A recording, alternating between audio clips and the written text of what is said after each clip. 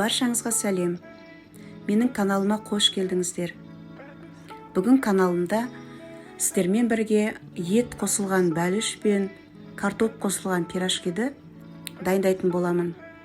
Ең алдымен картопты суға қайнатып, дайын болған кезде дәміне қарай тұзын, бұрышын, жуасын салып, араластырып дайындап қоямыз.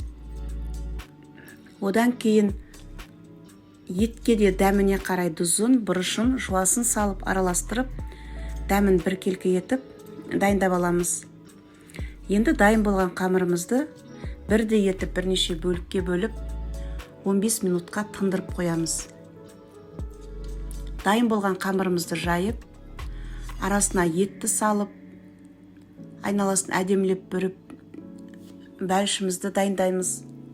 Одан кейін картопты салып, пирожкиімізді дайындаймыз. Дайын болған бәлішіміз бен пирожкиімізді тағы да 20 минутқа тындырып қоямыз. 20 минуттан кейін қызып тұрған табадағы майға бәлішімізді салып, астын баяу отта қойып, екі жағын қызартып, пісіріп аламыз. Қамыры өте қарапайым. Бөлме температурасында тұрған суға тұз бен дрожжды араластырып, өте жұмсақ қамыр илейтін боламыз.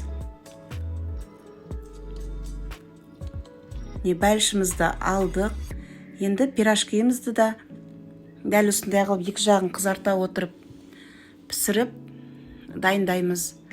Сіздер де жасап көрсеңіздер болады. Дәмі өте керемет, қамыры жұмсақ, пирожки мен бәлішіміз дайын.